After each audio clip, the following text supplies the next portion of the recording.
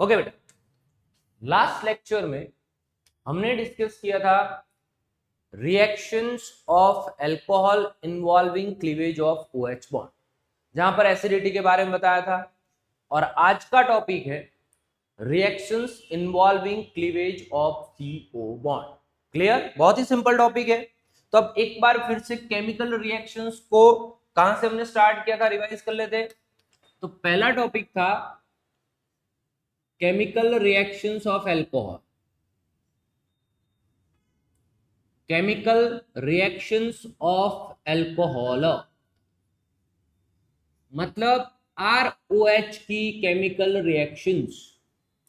अब यहां पर दो टाइप की केमिकल रिएक्शंस थी। उससे पहले जो डिस्कस किया था वो था अल्कोहल इलेक्ट्रोफाइल न्यूक्लियोफाइल दोनों बन सकता है। अल्कोहल बनेगा न्यूक्लियोफाइल और प्रोटोनेटेड अल्कोहल बनेगा इलेक्ट्रोफाइल। ध्यान से वो लास्ट वाला लेक्चर देख लेना है आपको। अब हम बात करते हैं फर्स्ट कैटेगरी की, जहां पर था रिएक्शंस इन्वॉल्विंग क्लीवेज ऑफ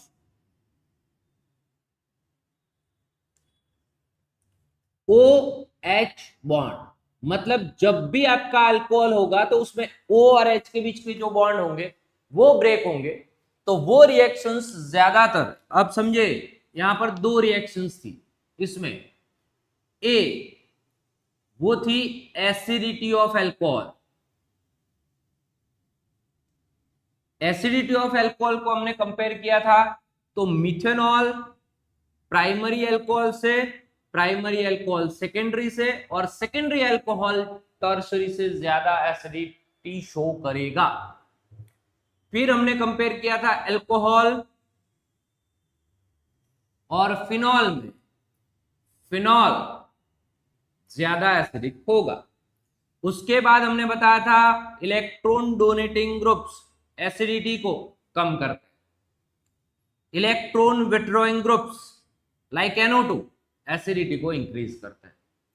तो ये पूरा जो डिस्कशन था वो एसिडिटी में प्रीवियस लेक्चर में हो चुका है। अब इसी कैटेगरी की, फर्स्ट कैटेगरी की एक और बी रिएक्शन है जिसका नाम है एस्टरिफिकेशन।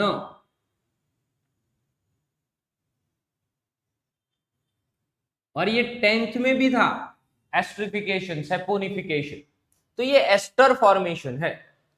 अब फर्स्ट कंप्लीट होने के बाद यहां पर सेकेंड रिएक्शन होगी क्लीवेज ऑफ CO बॉन्ड, वो हम डिस्कस करेंगे बाद में।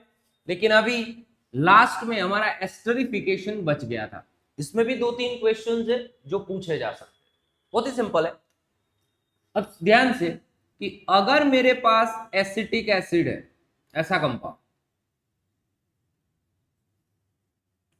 और अगर मैंने इसमें अल्कोहल ऐड किया CH3OH, CH3CH2H, इथेनॉल, क्लीवेज किसका होगा? OH बॉन्ड का। मतलब ये H निकल जाएगा, यहां से OH निकल जाएगा, यानी कि H2O रिमूव होगा।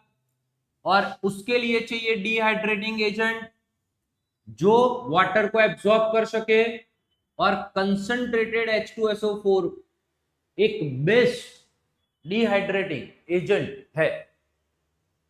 तो अब क्या बनेगा? CH3CO O CH2CH3, CH3CO O CH2CH3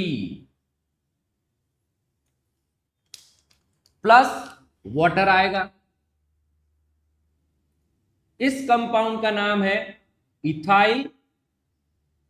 O के साथ जो होता है उसको हम ब्रांच कंसिडर करते हैं।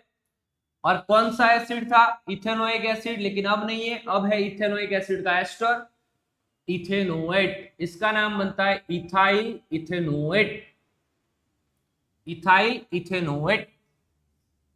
क्लियर? ओके। अब इसमें आपको कंटिन्यूअसली वाटर निकालना पड़ेगा, अदरवाइज ये रिएक्शन रिवर्सिबल है तो वापस चली जाएगी, मतलब एस्टर का कन्वर्जन वापस से एसिड और एल्कोहल में हो जाएगा। क्लियर है? ध्यान से क्लियर? ओके। अब एक तो ये हो गया, हम रिएक्शन ऑफ एल्कोहल पढ़ रहे हैं। अब एल्कोहल दूसरे ही एसिड जैसे कंपाउंड जिसका नाम है acetic anhydride, CH3CO twice O से रिप्रेजेंट किया जाता है। अब इसके साथ भी रिएक्शन करता है,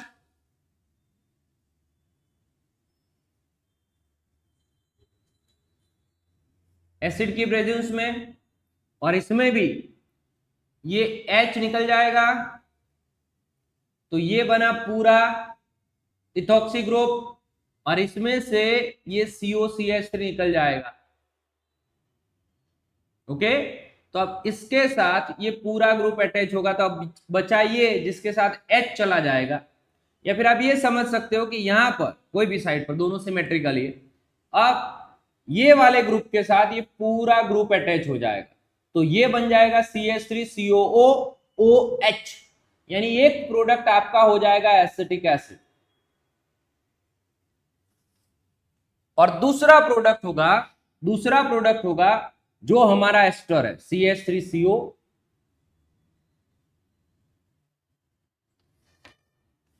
OCH2CH3, OCH2CH3। तो इसीलिए एस्टर बनाने के लिए आप एल्कोहल को एसिड में और एनहाइड्राइड दोनों कंपाउंड में ऐड कर सकते हो। एक और कंपाउंड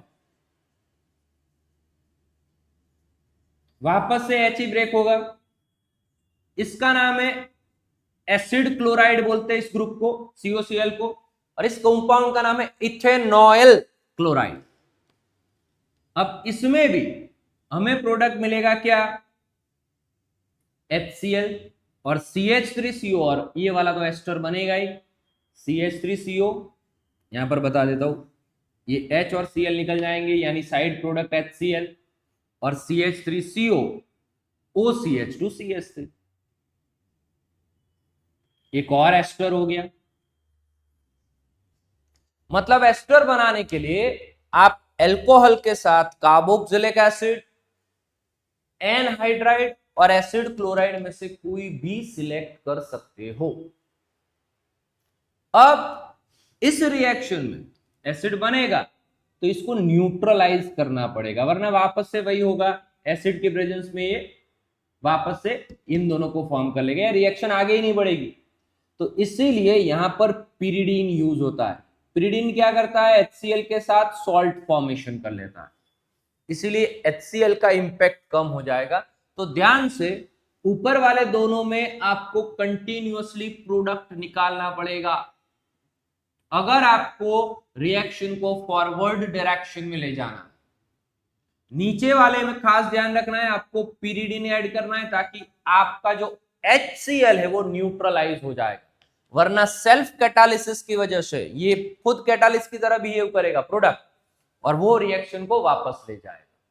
क्लियर? इसीलिए ये तीनों मोस्ट टाइम पे रिएक्शंस है। अब इसका प्रैक्टिकल एप्लीकेशन, यूज कहां करेंगे, इस रिएक्शन को कहां हो रहा है इसका यूज, तो एक कंपाउंड का नाम है सैलिसिलिक एसिड। आपको कोई भी एक मेडिसिन का नाम पता है तो आप बोलेंगे सर एक पैरासीटामोल, तो पैरासीटामोल के बाद एक दूसरी नोन मेडिसिन है जिसका नाम है एस्पिरिन। जो आप डिस्प्रिन दवाई लेते हो तो वो ब्रांड नेम है, उसमें जो कंटेंट होता है वो है एस्पिरिन। क्लियर?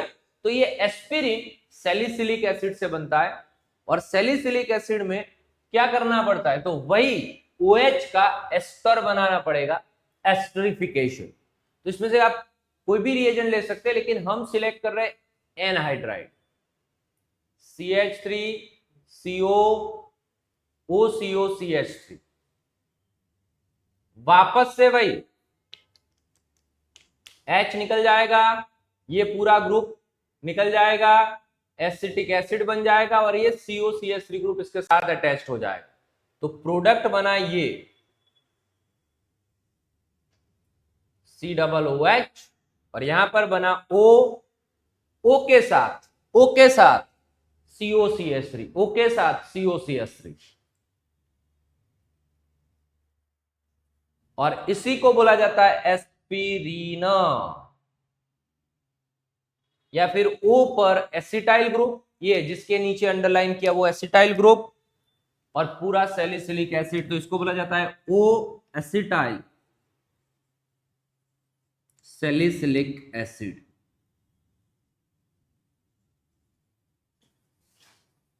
ये एस्पिरिन है, anti inflammatory, anti pyretic, okay, ये मेडिसिन है। इसका यूज भी पूछा जा सकता है, तो आपको खास ध्यान रखना है कि अगर आपको एस्पिरिन बनाना है तो ये आपकी एस्टरिफिकेशन रिएक्शन काम में आएगी। तो एक बार पूरा ध्यान से देख लीजिए, reactions involving cleavage of ROH bond complete किया हमने, जिसमें एसिडिटी से रिलेटेड रिएक्शंस थे, reactions with active metal, alkoxide plus hydrogen gas बन रहा था, फिनॉल में फिनॉक्साइड प्लस हाइड्रोजन गैस बन रहा था। तो उसके बेसिस पर ये पूरा एसिडिटी आपको लास्ट लेक्चर में मैंने समझाया था, आप वो जाके देख सकते हो। अब इन दोनों का कंप्लीट हो गया है। अब नेक्स्ट 1 के बाद 2 कौन सी? Reactions involving cleavage of CO bond. ध्यान से एक बार देख लीजिए जरा। Okay, reactions involving cleavage of CO bond, जिसमें ज्यादातर रिएक्शंस आप 6th चैप्टर में करके आए हो। ओके, तो फिर से reactions involving cleavage of OH bond था, अभी ये वाले बॉन्ड की बात कर रहे हैं। कौन सा? CO bond, CO bond. अब ध्यान से, यहां पर पहली रिएक्शन है reaction with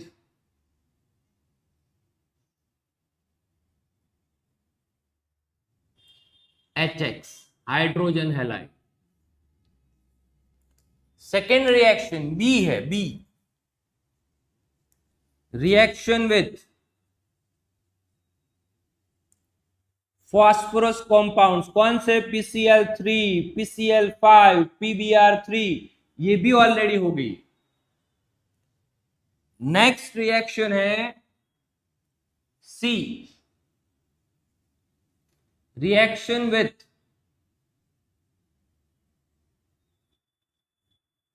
thionyl chloride, SOCl2। और अब डी से नई रिएक्शन स्टार्ट होगी जिसका नाम है डिहाइड्रेशन, और उसके बाद ऑक्सीडेशन। तो ये जो पहली 3 है वो तो ऑलरेडी हो चुकी है, इसीलिए मैं इसमें जो मोस्ट आईएमपी जो वहां पर हमने डिस्कस नहीं किया था वही डिस्कस करने जा रहा हूं। ध्यान से, ये आपकी रिएक्शन है ROH concentrated HCl anhydrous ZnCl2। Reaction का नाम है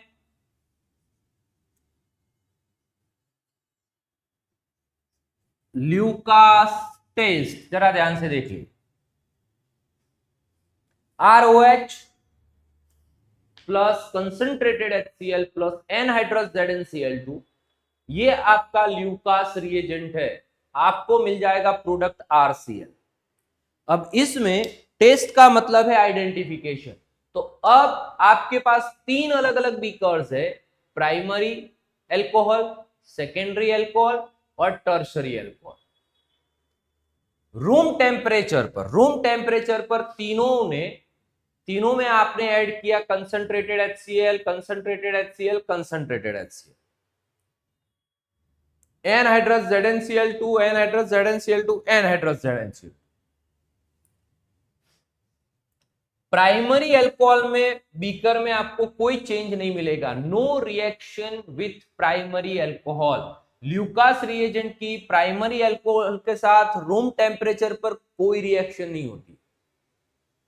अब सेकेंडरी अल्कोहल में थोड़ा टाइम लगेगा, 4-5 मिनट्स के बाद कुछ चेंजेस दिखाई देंगे, वहां पर टर्बिडिटी आ जाएगी, टर्बिडिटी आफ्टर सम टाइम।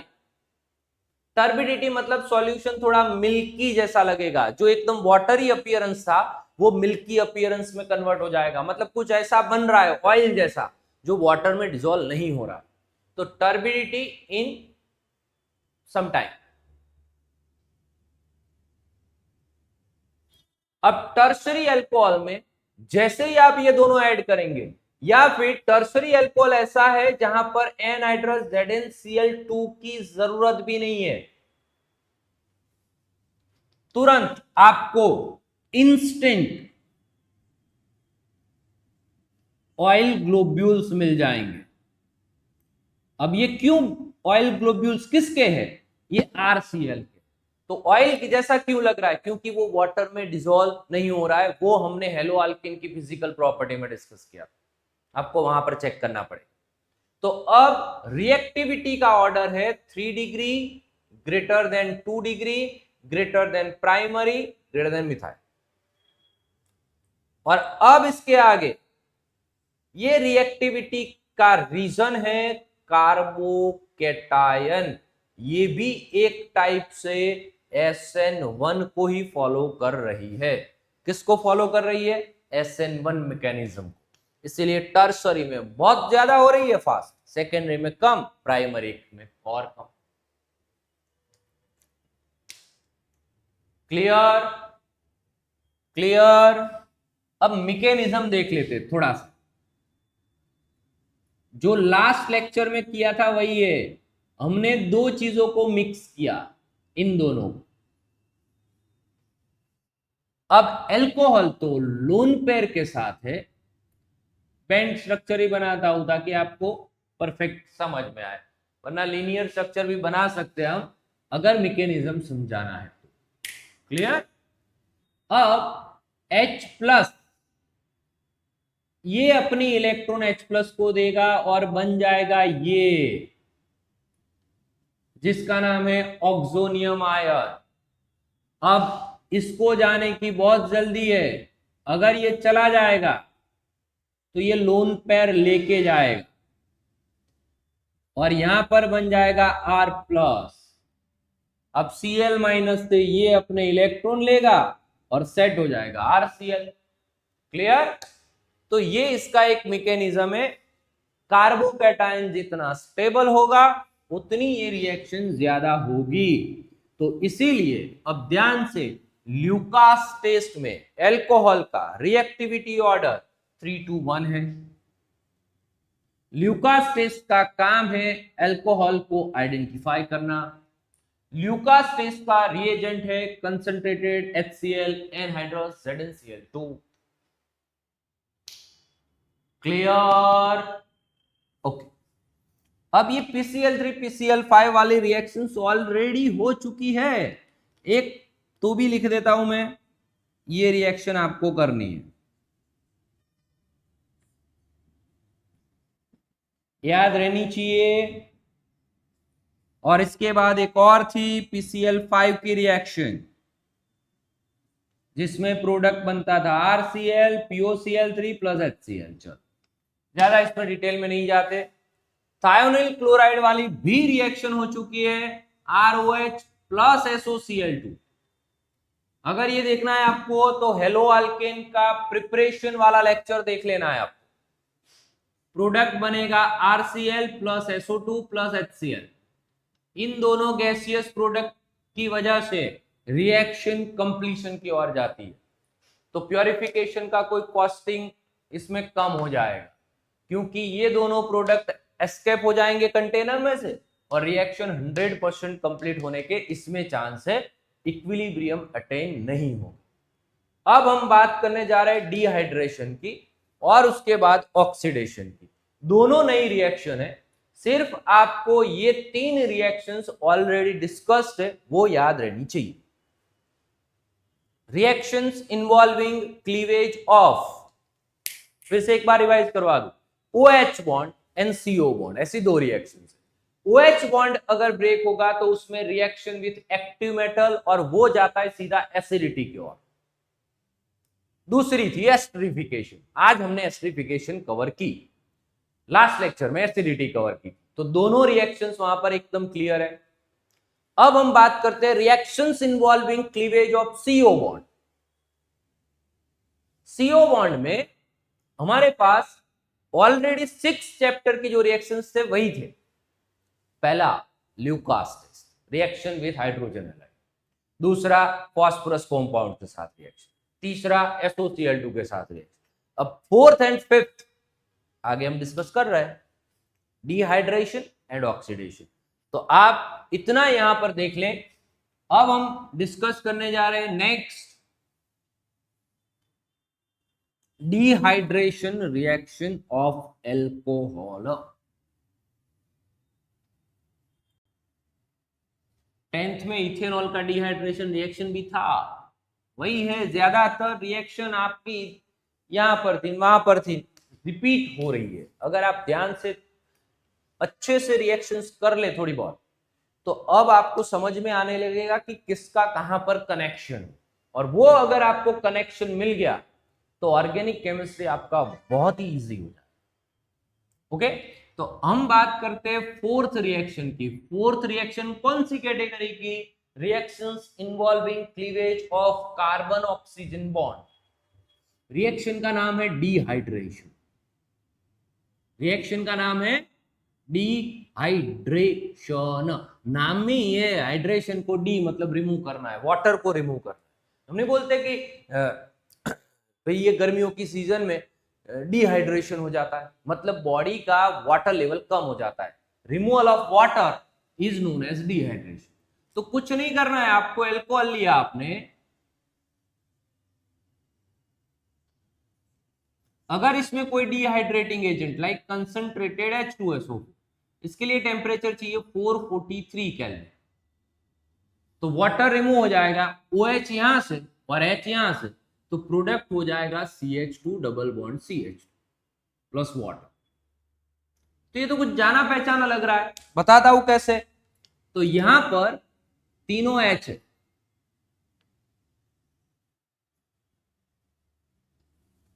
एक OH यहां से गया, यानी ये अल्फा कार्बन, ये बीटा कार्बन, तो ये भी एक टाइप का बीटा एलिमिनेशन ही है।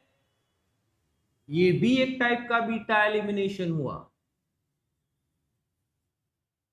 इथेनॉलिक KOH, एल्कोहलिक KOH से जो हमने हेलो अल्केन में बीटा एलिमिनेशन किया था, वैसा ही हुआ। बीटा के ऊपर से हाइड्रोजन, यहां से OH, मतलब एलिमिनेशन रिएक्शन में अल्कीन बना, डबल बॉन्डेड कंपाउंड बना, कुछ ग्रुप एलिमिनेट हुए। अब मैकेनिज्म की ओर देखे क्यों हो रहा है ऐसा। तो ये OH group is not a good leaving group.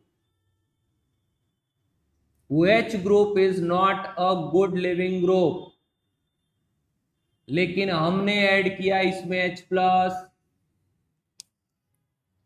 अब ऑक्सीजन ने अपना इलेक्ट्रॉन पेयर इसको दिया, वही मैकेनिज्म जो ल्यूकास में था, आधे तक तो वही है। अब कार्बन के साथ OH, एक लोन पेयर बचा और एक H आ जाएगा, और यहां पर बहुत ही अच्छा पॉजिटिव चार्ज। अब ऑक्सीजन जो है वो इस कार्बन से अपने इलेक्ट्रॉन ड्रैग करेगा। इस कार्बन और ऑक्सीजन के बीच की जो शायड पेयर है, वो ऑक्सीजन ने अपनी इलेक्ट्रोनेगेटिविटी के हिसाब से अपनी ओर ड्रैग की, एस एस, इस साइड से। अब अगर ये बोलेगा कि भाई मैं तो इंडिपेंडेंटली रह सकता हूं, HOH H2O, मैं तो निकल रहा हूं, अगर वो निकल जाता है तो ल्यूकास में जो Cl- था वो अटैच होगा, लेकिन यहां पर कोई अटैच होने के लिए नहीं है।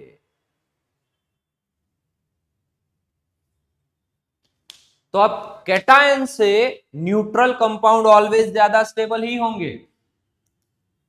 तो इस हाइड्रोजन पर पॉजिटिव चार्ज, हाइपर कंजुगेशन वाला concept,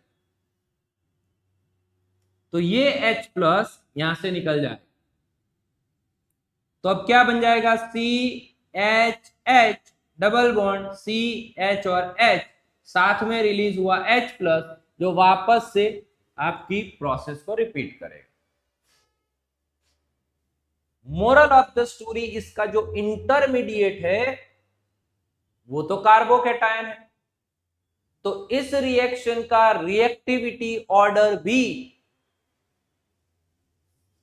3 degree greater than 2 degree greater than primary होगा। मतलब मैंने 3 रिएक्शंस लिखी है, जिसमें पहली ये हो गई,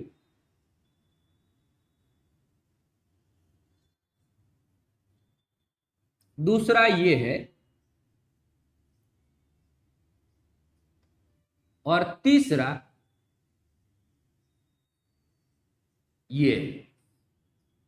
ये हमारा सेकेंडरी अल्कोहल है, ये हमारा टर्शरी अल्कोहल। अब सब में अगर मैं H2SO4 ऐड करूंगा या कोई दूसरा H3PO4 ऐड करूंगा, क्या प्रोडक्ट बनेगा, तो OH और H निकल जाए इधर से या फिर इधर से, सेम ही है दोनों, एक ही प्रोडक्ट बनेगा, propene is the product. OH तीनों सेम है, एक ही प्रोडक्ट बनेगा, और ये है प्रोडक्ट। अब ध्यान से सुने, ये था प्राइमरी जिसका डिहाइड्रेशन, ये है सेकेंडरी जिसका डिहाइड्रेशन, ये है टर्शरी जिसका डिहाइड्रेशन। किसका इजी होगा, तो ये रहा आपका रिएक्टिविटी ऑर्डर। टर्शरी का सुपर फास्ट होना चाहिए, मतलब ये सुपर फास्ट होगा, सेकेंडरी का थोड़ा स्लो होगा, प्राइमरी का और स्लो होगा। इसका मतलब ये है कि इसमें ज्यादा विगरस रिएक्शन कंडीशंस की जरूरत नहीं है, इसमें इनसे थोड़ी कम होगी तो चलेगी। मतलब अगर मैंने इसमें 85% H3PO4 ऐड किया तब भी मेरा काम बन जाएगा। टेम्परेचर चाहिए 458 केल्विन के आसपास, 46। अब यहां पर 20% H3PO4 से काम हो जाएगा, क्योंकि माइल्डर कंडीशन करते जाइए आप, क्योंकि रिएक्टिविटी इसकी बढ़ रही है। यहां पर टेम्परेचर और 350 केल्विन पर भी आपका काम हो जाएगा। इन शॉर्ट, अगर आप प्राइमरी की डिहाइड्रेशन करवाते हो, सेकेंडरी की करवाते हो, टर्शरी की करवाते हो, तो आपको टर्शरी में माइल्डर कंडीशंस भी चलेंगे, प्राइमरी में थोड़ी विगरस रिएक्शन कंडीशन। रिएक्शन का मैकेनिज्म ये है, आपको समझना है, समझो स्टेप 1 स्टेप 2, उसके बाद उस हिसाब से आपको लिख लेना है। लेकिन पहले समझे कि OH ग्रुप कभी इजीली लिविंग ग्रुप नहीं बनता, वो जाता है। अब अगर आपने इसका प्रोटोनेशन किया, एसिड ऐड किया, तो यहां पर आपको प्रोटोनेटेड अल्कोहल मिलेगा, ऑक्सोनियम आयन मिलेगा, जिसका मैंने डिस्कशन किया है एसिडिटी में। ओके, तो अब ये ऑक्सोनियम आयन में H2O आराम से निकल जाएगा, तब जनरेट करेगा कार्बोकेटायन और फिर बनेगा अल्कीन। तो इसका जो इंटरमीडिएट है ये स्लो स्टेप है, और इसमें मेन रेट डिटरमिनिंग स्टेप, इसमें जो कार्बोकेटायन जनरेट हुआ उसकी स्टेबिलिटी पर सारी रिएक्शन रिएक्टिविटी डिपेंड करेगी। यानी कि जब भी आपका कार्बोकेटायन स्टेबल होगा तब उसमें ज्यादा फास्ट डिहाइड्रेशन, इसमें कार्बोकेटायन कम स्टेबल है, थोड़ा स्लो हो जाएगा, इसमें और कम स्टेबल है और स्लो हो जाएगा। चलो क्लियर। तो अब ये रिएक्टिविटी ऑर्डर, ये इसका मैकेनिज्म, और इसके 3 अलग अलग एग्जाम्पल। तो डिहाइड्रेशन रिएक्शन यहां पर कंप्लीट हुई है। ओके, अब हम चलते ई ऑक्सीडेशन पर। तो ये कौन सी 5th रिएक्शन है, कौन सी 5th reaction involving cleavage of CO bond की 5th, जिसमें पहली ल्यूकास टेस्ट, दूसरी फॉस्फोरस कंपाउंड के साथ, तीसरी SOCl2 वाली reaction, 4th is dehydration, and now 5th we are going to discuss the 5th reaction which is known as oxidation. Clear? तो यहां पर एक बार फिर से देख ले। ओके, अब फिफ्थ रिएक्शन है ऑक्सीडेशन।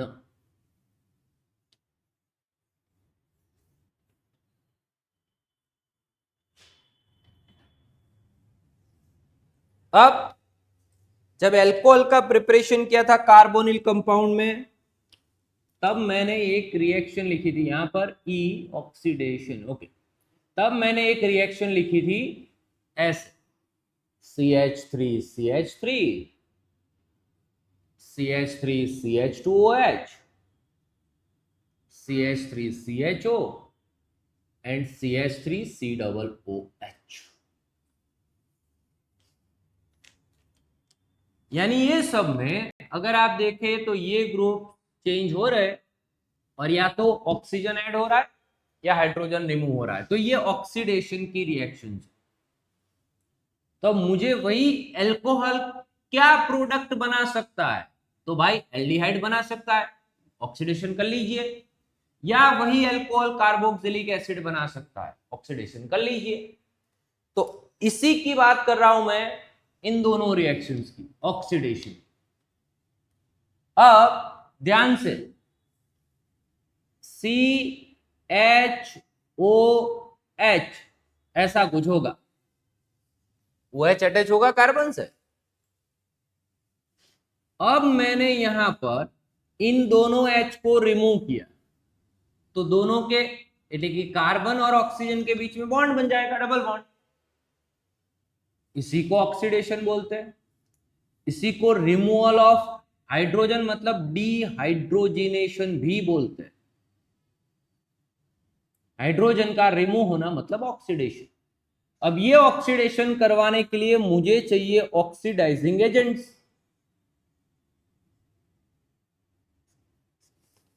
अब ऑक्सीडाइजिंग एजेंट्स में मेरे पास,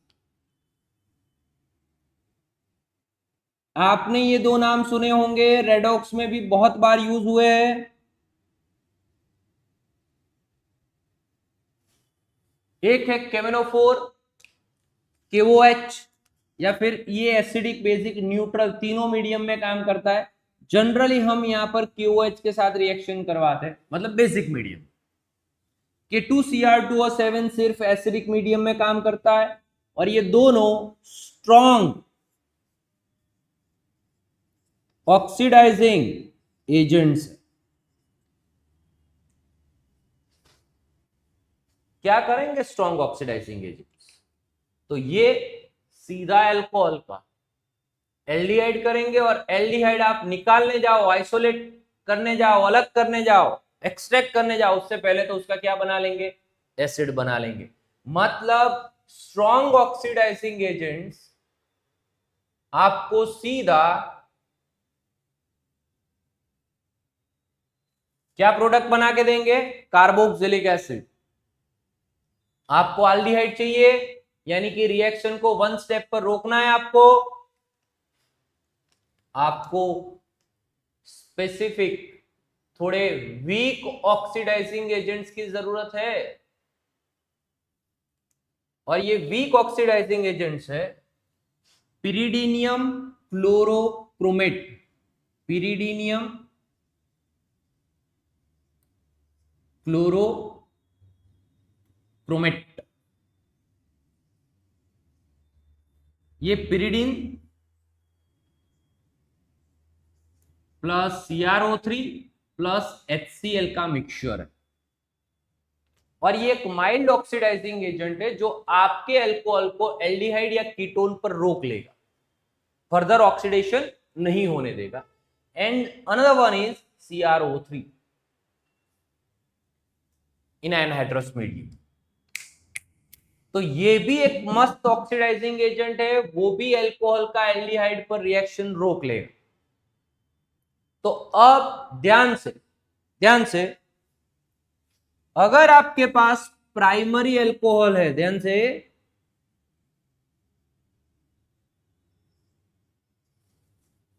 तो OH लास्ट वाले कार्बन पर ही होगा, प्राइमरी का मतलब। तो आपको वहां पर ही एल्डिहाइड ग्रुप मिलेगा, चेन टर्मिनेटिंग ग्रुप, तो एल्डिहाइड बनेगा। और फर्दर ऑक्सीडेशन करो तो आपको मिल जाएगा कार्बोक्सिलिक एसिड। जो रिएक्शन मैंने लिखा है वही बिल्कुल सेम टू सेम, यानी कि हर बार प्राइमरी अल्कोहल एल्डिहाइड में कन्वर्ट होगा, आगे अगर फर्दर रिएक्शन हुई तो वो कार्बोक्सिलिक एसिड में कन्वर्ट। सेकेंडरी अल्कोहल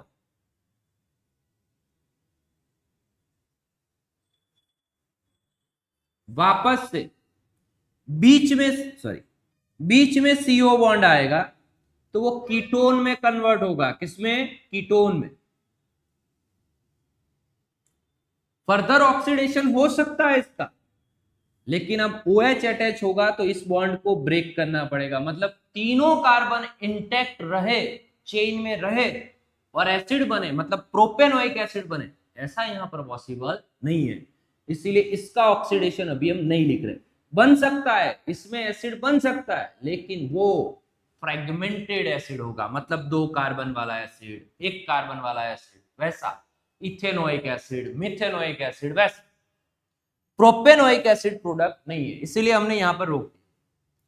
अब मैं रिएजेंट लिख रहा हूं कि अगर मैंने PCC ऐड किया, CrO3 ऐड किया, दोनों में चलेगा कोई भी, तो आपको प्राइमरी अल्कोहल का एल्डिहाइड और सेकेंडरी अल्कोहल का कीटोन मिल जाएगा।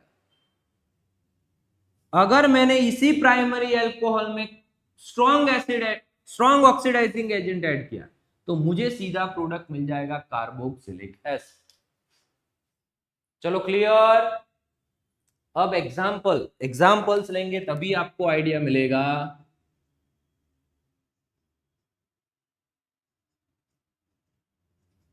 मैं कुछ रिएक्शंस बोल रहा हूं, रिएजेंट यहां पर लिख रहा हूं, प्रोडक्ट बोल दूंगा। ये है प्राइमरी अल्कोहल, यूज हुआ है PCC, तो प्रोडक्ट बनेगा एल्डिहाइड। कितने कार्बन वाला? 4 कार्बन वाला, मतलब प्रोडक्ट होगा ब्यूटेनाल। यहां पर सिर्फ CHO हो जाएगा। आगे आगे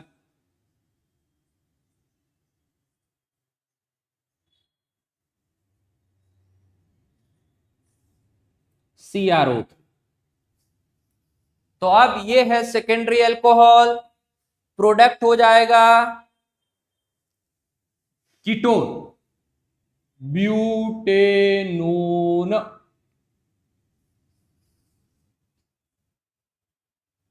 फिर से CH3 CH2 CH2OH।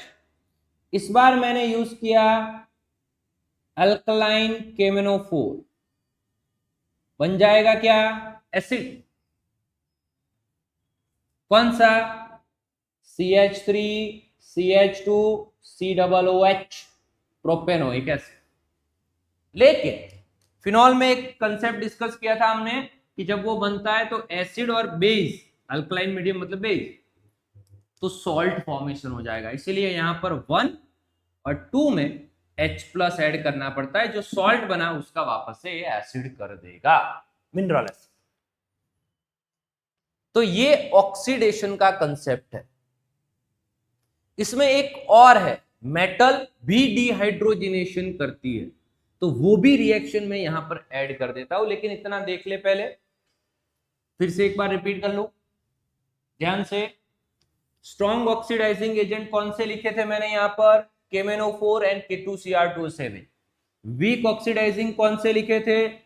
PCC और CrO। चलो क्लियर। स्ट्रॉन्ग ऑक्सीडाइजिंग एजेंट का काम क्या है? वो अल्कोहल को सीधा कार्बोक्सिलिक एसिड पर रोकेगा। वीक ऑक्सीडाइजिंग एजेंट का काम क्या है? वो अल्कोहल को एल्डिहाइड या कीटोन पर कन्वर्ट कर सकता है, एसिड नहीं बनाएगा। ये सब एग्जांपल्स डिस्कस किए। अब ध्यान से बेटा, ध्यान से। अगर मेरे पास प्राइमरी अल्कोहल है, अगर मुझे इसका एल्डिहाइड बनाना है तो मेरे पास ऑप्शंस थे पीसीसी, CrO3 और दो ऑप्शंस और है, कॉपर और सिल्वर की मेटल के ऊपर अगर आप इनकी वेपर्स हाई टेम्परेचर पर पास करते हो 573 केल्विन पर प्राइमरी अल्कोहल की, तो ये दोनों भी डिहाइड्रोजिनेशन करते हैं और प्रोडक्ट वही बनेगा सेम टू सेम। मतलब अल्कोहल का एल्डिहाइड आपके पास चार ऑप्शन है। अब हम बात करते हैं सेकेंडरी अल्कोहल। क्या बन जाएगा इसका? कीटोन।